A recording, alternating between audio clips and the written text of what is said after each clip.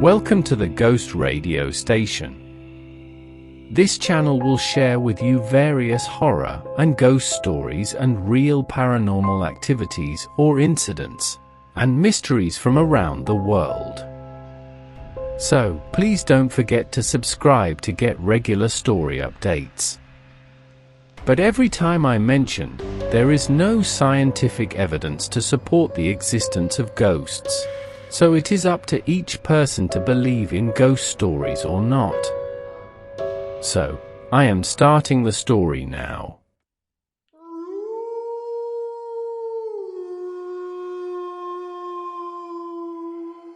It was in the middle of the night, and I was instructed to dismount with my team and set up a temporary traffic control point.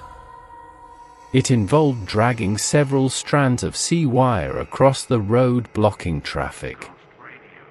There was nobody on the road this late at night.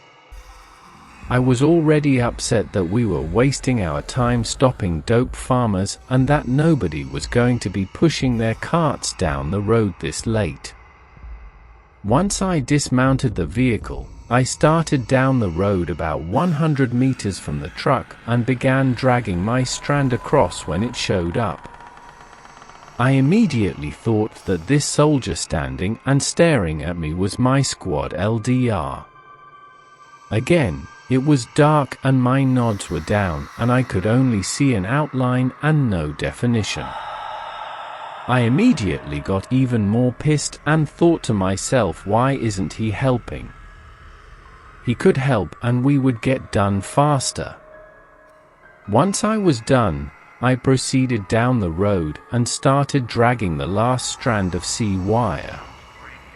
Again, I looked over and I could see the definition of a soldier about the same height as my squad LDR with his arms to his side staring at me while I worked.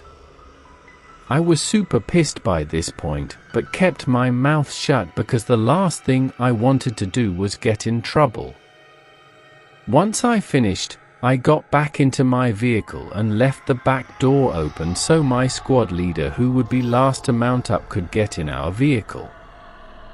The other team leader looked at me and yelled for me to shut the back hatch.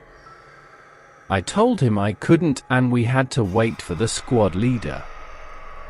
They yelled again that he was in the vehicle with us, and I yelled back that he was on the road with me. Right then he ducked down from the hatch he was standing in, and he replied he never dismounted. I began to count bodies inside the vehicle, and all 9 of us were there and accounted for. I got immediate chills and told everyone what I saw. I was in total shock. Till this day, I'll never forget what I saw. Many soldiers died that year in Panjawai, and many died there before I was deployed. It pains me to think that they never left.